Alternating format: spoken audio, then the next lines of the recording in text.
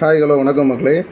இப்போது ரீசெண்டாக நம்ம தாவேகா நிர்வாகி ஒருத்தரை மீட் பண்ணேன். அவங்களோட ரிலேட்டிவ் வந்து அழகப்பபுரத்தில் இருக்கிறாங்க. அப்போ அந்த அழகப்பபுரத்தில் வந்து அவங்க பாட்டிக்கு வந்து தபால் ஓட்டு எடுக்க வரும்போது அங்கே இருந்தவங்க அவங்கள வந்து ப்ரெஷர் கொடுத்துருக்குறாங்க.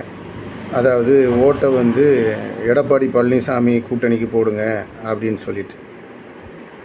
அப்போ காசு எதுவும் கொடுத்து டார்ச்சர் பண்ணாங்களா அப்படின்னு சொல்லி சும்மா கேட்டிருந்தேன். இல்லை, காசெல்லாம் கொடுக்கல. ஆனால் வந்து எடப்பாடி பழனிசாமிக்கு ஓட்டை போடுங்க அப்படின்னு சொல்லிட்டு நம்மளோட உறவினர், அதாவது நான் இன்றைக்கி பார்த்தேன்னு சொன்னேன் இல்லையா, அந்த தாவேகா நிர்வாகியோட பாட்டிக்கு எடப்பாடி பழனிசாமிக்கு தான் நீங்கள் ஓட்டு போடணும் அப்படின்னு சொல்லிட்டு அழுத்தம் கொடுத்துருக்குறாங்க. ஆனால் அவங்க என்னன்னா, ஓகே கான்ஃபிடெண்ட்டாக இருங்க, வெற்றி நிச்சயம் அப்படிங்கிற ஒரு கட்சிக்கு வாக்கு செலுத்தியிருக்கிறாங்க. இது நம்ம தெரிஞ்ச அந்த தாவேகா நிர்வாகியோட சொந்தக்காரங்க. இன்னும் தெரியாமல் எத்தனை பேருக்கு இந்த நெருக்கடி கொடுத்துருக்காங்க அப்படிங்கிறத வந்து கடவுளுக்கு தான் தெரியும். ஏன் இப்படி ஒருத்தரை வந்து நெருக்கிறாங்க அப்படிங்கிறது தெரில. இது வந்து ஒரு நேர்மையான முறையில் நடந்திருக்குமா அப்படின்னு கேட்டால் கொஞ்சம் சந்தேகம்தான்.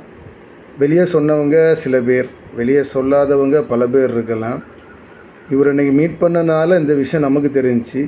ஒருவேளை இவர் இன்றைக்கி மீட் பண்ணல அப்படின்னு சொல்லிட்டு இருந்தேன் அப்படின்னா, எல்லாமே நல்லா தான் நடந்திருக்கு, எல்லாமே நேர்மையாக தான் நடந்திருக்கு அப்படின்னு சொல்லிட்டு நம்மளும் நம்பிட்டு இருந்திருப்போம்.